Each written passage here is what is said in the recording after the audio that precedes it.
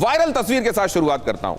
आज मैंने बहुत सारी प्रॉपर्टीज भी आपके लिए इकट्ठी की हैं, बहुत सारे वीडियोस भी इकट्ठे किए हैं, बहुत सारे ग्राफिक्स भी हैं, और सब कुछ इसलिए ताकि एक मुकम्मल तस्वीर आपके जहन में E20 को लेकर बन सके। अब जरा यहां देखिए, ये वायरल दावा है, लोगों के बीच में जम के सर्कुलेट हो रहा है। इसमें एक व्यक्ति दिखाई दे रहा है जिसने बॉटल पकड़ी हुई है हाथ में, और उसका दावा यह है कि ये एथेनॉल ब्लेंडेड पेट्रोल है, और इसमें पानी अलग दिखाई दे रहा है, पेट्रोल अलग दिखाई दे रहा है। उनका कहना यह है कि इसी तरीके से एथेनॉल ब्लेंडेड पेट्रोल जो है उसमें पानी अलग जमा हो जाता है, पेट्रोल अलग हो जाता है, और इसी वजह से इंजन में प्रॉब्लम आ रही है, लोगों की गाड़ियां खराब हो रही हैं और माइलेज ड्रॉप हो रहा है।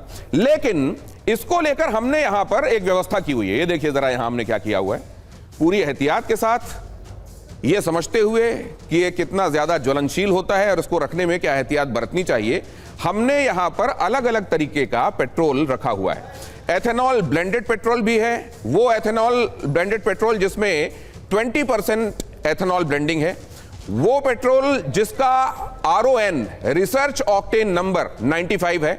मतलब ये, इसमें आप कंफ्यूज मत होइएगा कि XP 95 अगर इसमें लिखा हुआ है तो इसका मतलब ये कतई नहीं है कि इसमें 95% पेट्रोल है और 5% इसमें एथेनॉल है, ऐसा बिल्कुल नहीं है।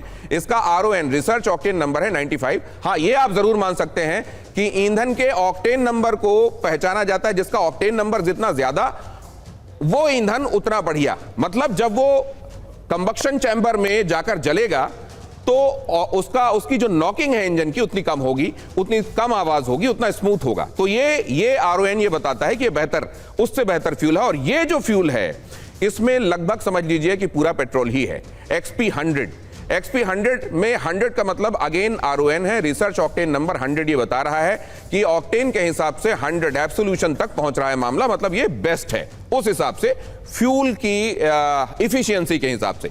अब जरा इसको भी हम समझेंगे, और यहां पर हमने इसलिए जानबूझकर ये E20 लिखा हुआ है ताकि आपको ये समझ में आ सके, क्योंकि 1-1.5 घंटे जब तक हमारी ये बातचीत होगी, क्या पानी वाकई अलग हो जाता है और पेट्रोल अलग हो जाता है, पेट्रोल का पेट्रोल और पानी का पानी करने के लिए ये व्यवस्था भी हमने की हुई है।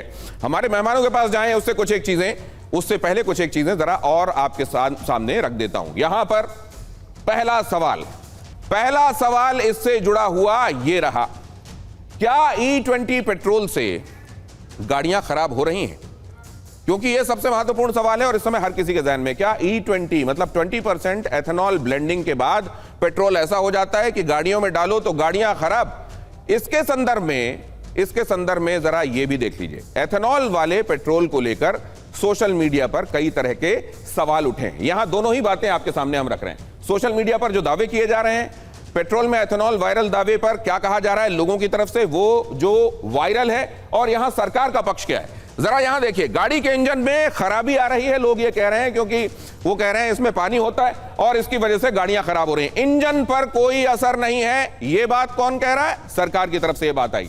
अब जरा यहां पर देखिए, पुरानी कार E20 के लिए नहीं है, सरकार का पक्ष है कुछ पार्ट्स और रबर बदल सकते हैं, सिर्फ थोड़े से इसमें मॉडिफिकेशंस करने हैं और आपकी कार तैयार हो जाएगी। सोशल मीडिया पर दावे क्या है? फ्यूल टैंक में चींटी तक लग जा रही है, ये बन रहा है गन्ने के जूस से, और गन्ने के जूस से बनने की वजह से इसमें चींटी तक लग जाती है। ये दिखाऊंगा मैं, तस्वीर आपको दिखाऊंगा, वो जो वायरल हुई बीते दिनों, जिसमें दिखाई दे रहा है पेट्रोल टैंक के चारों तरफ चींटियां जमा है। सरकार का पक्ष है E20 से फ्यूल टैंक में चींटी नहीं लगती, ये एथेनॉल है, ये मोलासेस या शीरा या शक्कर नहीं है, उसका घोल नहीं है, इस वजह से इसमें चींटी लगने का सवाल नहीं उठता है। अब सवाल यह है कि इसको लेकर भ्रांति क्या है और सच क्या है। आइए जरा अवीक साहब से शुरू करते हैं। अवीक साहब, ये बहुत सारी बातें चल रही हैं, पुरानी गाड़ियां तो बिल्कुल E20 ब्लेंडेड पेट्रोल के लिए नहीं है, ये क्यों कर दिया गया? थोड़े बहुत तब्दीलियों से ये कार फिट हो जाती है, एक्चुअलिटी क्या है? देखिए, जो भी आप किसी एक इंजन में डालेंगे वो एक केमिकल है, उस केमिकल के रिएक्शंस होते हैं।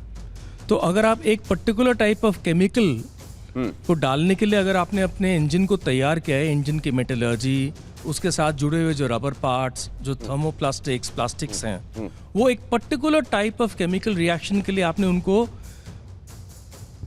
तैयार किया है। अगर आप वो केमिकल चेंज कर दें तो इंजन पे तो जरूर असर, मतलब अगर केमिकल चेंज हुआ है तो इंजन पर असर होगा। क्या ये केमिकल चेंज, टूटू साहब, बड़ी माफ़ी शुरुआत आपके साथ होनी चाहिए थी गणेश जी की तरह, इसमें ये हुआ नहीं। लेकिन ये क्या, ये वाकई इंजन असल में तैयार नहीं था और उसके लिए वो ब्लेंडेड पेट्रोल ला दिया गया, या फिर फेज आउट होने के साथ साथ इसको लागू किया जाना चाहिए था, जो कि हुआ नहीं है? क्या है बात?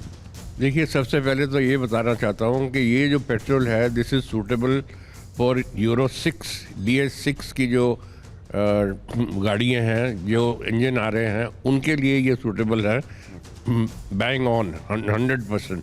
बाकी यही पेट्रोल आप पुरानी फिलॉसफी वाली गाड़ियों के अंदर, इंजन के अंदर डालेंगे तो उसको गाड़ियाँ चलेंगी ज़रूर, उनमें कोई ऐसी प्रॉब्लम नहीं आएगी। बाकी उनको जब स्टोरेज करने की टाइम आएगा तो वो उस टाइम के ऊपर आपको एहतियात लेना पड़ेगा कि you will not be able to park that car for more than 6 months और 1 year without any damage to the engine. मतलब अगर पुरानी गाड़ियों में भी ये पेट्रोल डाला जाता है जिसका इंजन और उसके सहयोगी इक्विपमेंट्स जो हैं उसके लिए उतने तैयार भी नहीं हैं, तो भी अगर गाड़ी बहुत लंबे समय तक स्टिल ना खड़ी रहे तो गाड़ी में कोई दिक्कत नहीं आएगी, वो चलती रहेगी। गुंगलानी साहब, क्या यही आपने भी महसूस किया? और खास तौर से क्योंकि आप दोनों ही बातें, आप लोगों से, आप खुद भी गाड़ी चलाते होंगे, लोगों से इंटरेक्शन भी होगा और इंडस्ट्रीज को भी आप क्योंकि देख चुके हैं इनसाइड आउट, एक्चुअलिटी क्या है?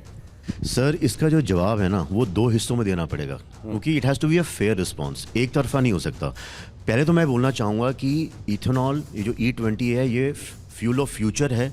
सिर्फ हम ही नहीं हैं जो ये कर रहे हैं, कई देश हैं, कई दशकों से पूरे वर्ल्ड में हो रहा है। इससे 2 लाख करोड़ का ऑलरेडी हमारा फॉरेक्स बच चुका है और 22 लाख करोड़ हम हर साल स्पेंड करते हैं फ्यूल इंपोर्ट करने के लिए। 87% हमारा इंपोर्ट ड्यूटी है, वो सब बच रहा है। It's fuel of the future. अब आते हैं दूसरी बात पे।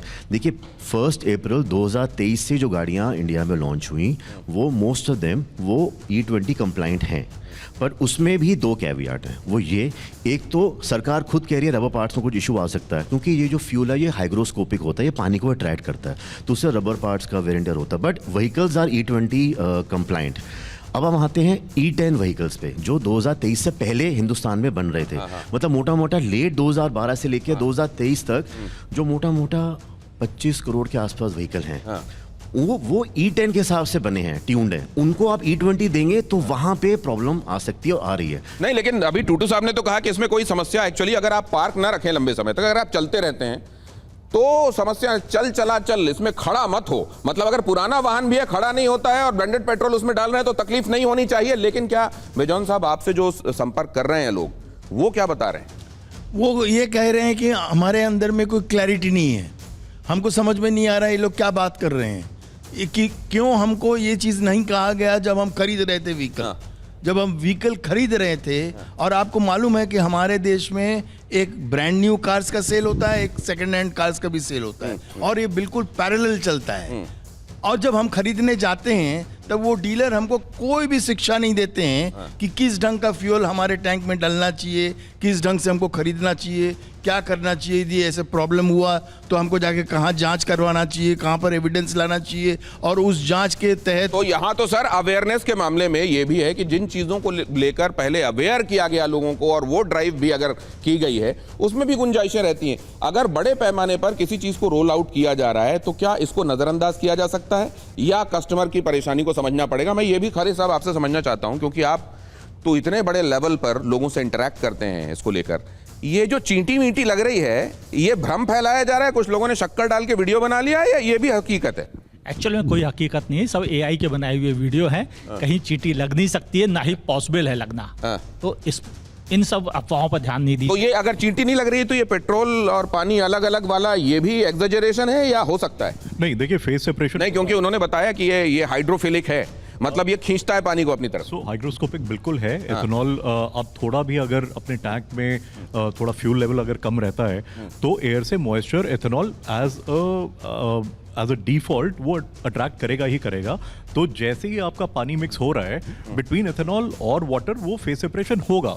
लेकिन जैसे टूटू साहब ने बोला, उतना लंबा टाइमलाइन पे मैं नहीं जाऊंगा, लेकिन if you leave your cars for about से 3-4 डेज, अगर आप मान लीजिए एक छोटी छुट्टी के लिए गए हैं और आपकी गाड़ी घर पे पड़ी हुई है, तो आप डेफिनेटली थोड़ा बहुत उसमें देखेंगे कि फेज सेपरेशन की वजह से नीचे आपका। तो 2 तरह की बातें आई हैं कि अगर ये बहुत समय तक खड़ी रही तो समस्या हो सकती है। दूसरा व्यू पॉइंट ये भी आया और एक्सपर्ट्स की तरफ से ये आया कि इसमें पुरानी गाड़ियां जो हैं वो उसके लिए अभी तैयार नहीं है, डिफरेंट केमिकल है और इस वजह से परेशानियां आ सकती हैं। बेशक आप चला रहे हो तो भी खड़ी रहे ये जरूरी नहीं है।